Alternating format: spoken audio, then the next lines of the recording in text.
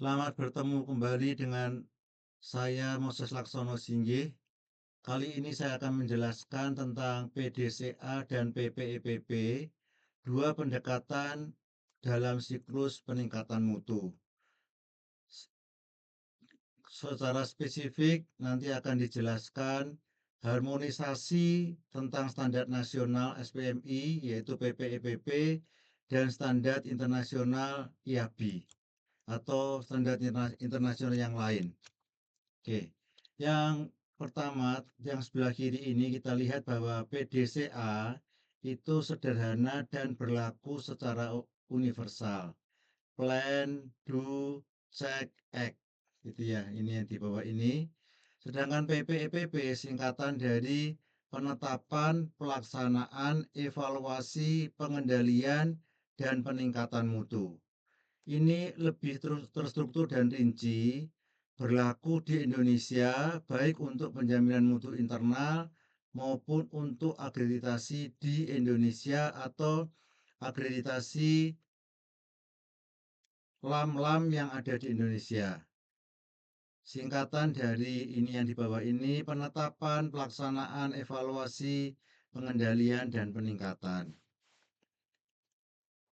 Seringkali orang melihat PPEPP dan SPDCA itu dualisme tuntutan mutu yang seringkali perguruan tinggi melakukan redundansi dan merupakan beban kerja. Dalam penjelasan kali ini saya akan menjelaskan bahwa semestinya dua hal ini tidak berbeda jauh gitu ya. Sehingga tidak perlu perguruan tinggi perguruan tinggi yang akan melaksanakan akreditasi internasional baik IABI maupun yang lain tidak perlu melakukan penjaminan mutu yang berbasis PPEPP dan PDCA. Ya, institusi pendidikan tinggi menghadapi tantangan operasional untuk memenuhi dua standar penjaminan mutu secara bersamaan. Kelihatannya seperti ini, tapi nanti akan saya jelaskan bahwa semestinya PPEPP dan PDCA itu bukan dua makhluk yang berbeda. SPMI mewajibkan perusahaan mengimplementasikan siklus PPEPP, ya, dan juga akreditasi di Indonesia menggunakan PPEPP. Sedangkan IABI atau akreditasi internasional yang lain itu mengadopsi kerangka PDCA. Orang seringkali melihat keduanya ini, PPEPP dan PDCA ini dua hal yang berbeda. Keduanya sering dianggap sebagai sistem terpisah yang saling tumpang tindih, memicu duplikasi dokumen dan proses kerja. Nah, ini yang akan saya jelaskan bahwa semestinya bukan ini, tetapi satu kesatuan. Ya, PDCA digunakan secara global, sederhana dan universal, berlaku di mana-mana. Konsep PDCA menjadi fondasi bagi mayoritas sistem penjaminan mutu di dunia karena sifatnya yang makro dan adaptif. Plan yaitu perencanaan, penetapan target dan proses penjaminan mutu. Ya, jadi dua hal ini dilakukan di plan. Do melaksanakan rencana ini, ya, untuk mencapai target. Prosesnya bagaimana? Nah, ini di do ini. Setelah itu evaluasi hasil pelaksanaan.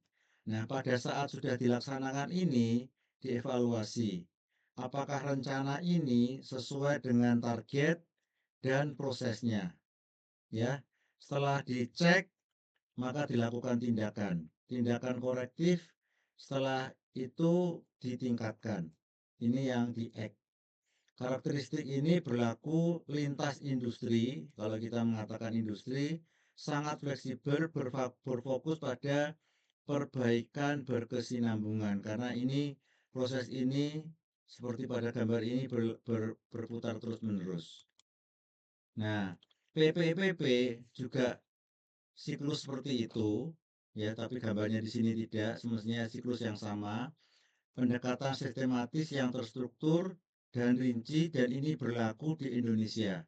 dirancang untuk ekosistem pendidikan di Indonesia, memberikan pedoman tahapan yang lebih spesifik. Penetapan yaitu merumuskan standar mutu, ya, berdasarkan SNDikti maupun kualitas yang lebih tinggi dari SNDikti di perguruan tinggi atau prodi yang bersangkutan. Setelah itu dilaksanakan, menjalankan standar.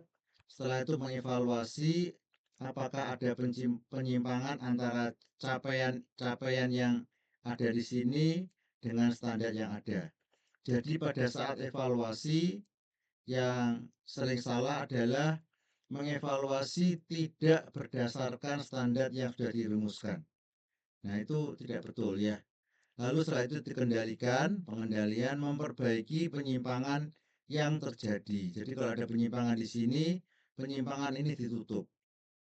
Ya, kesalahan yang banyak terjadi pada saat saya melakukan akreditasi adalah perbaikan atau pengendalian ini tidak berdasarkan penyimpangan yang ada.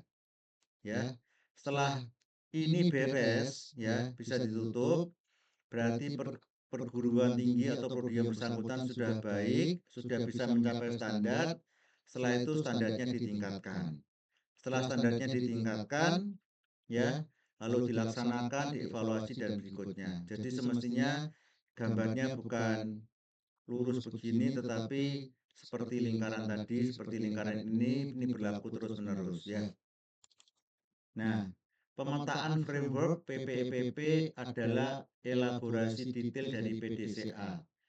Perbedaan mendasar hanya terletak pada pemisahan fungsi pada tahap siklus mutu. Plan itu sama dengan penetapan. Do sama dengan pelaksanaan. Cek sama dengan evaluasi. Nah, act ini terdiri dari dua, yaitu pengendalian dan peningkatan. Jadi, perusahaan perguruan tinggi yang melaksanakan PPEPP, ya, semestinya bisa menggunakan PPEPP ini untuk akreditasi internasional hanya pada saat kita perguruan tinggi itu melakukan pengendalian dan peningkatan, itu dituliskan sebagai act, ya. Jadi fase 1 sampai 3 ekivalen langsung, plan, do, check, act, kesetaraan dengan penetapan, pelaksanaan dan evaluasi. Tahap keempat, elaborasi highlight yang ini tadi, PDCA pada tahap act bersifat makro yang di PDCA.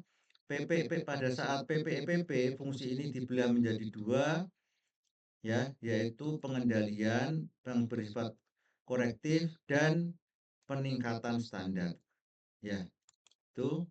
Nah, penerapan PPEPP valid dan kompatibel untuk standar IAB atau akreditasi internasional yang lain.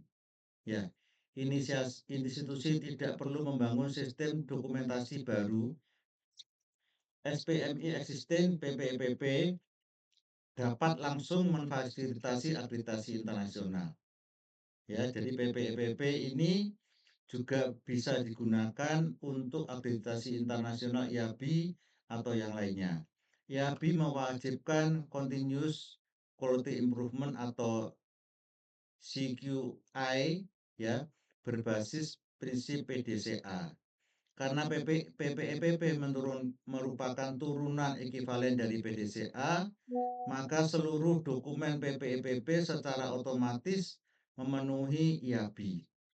Dampak operasionalnya, setelah kita membahas hal ini, efisiensi kerja prodi dan penghapusan redundansi administrasi antara PPEPP dengan PDCA.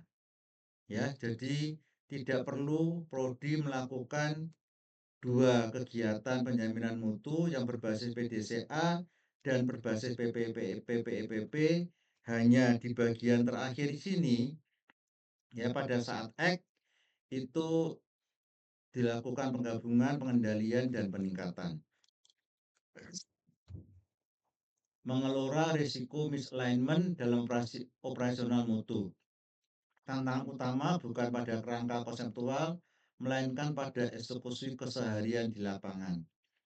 Risiko implementasi, duplikasi penyusunan dokumen karena melayani asesor yang berbeda, nasional dan internasional, kebingungan terminologi di level staf pelaksana maupun audit internal.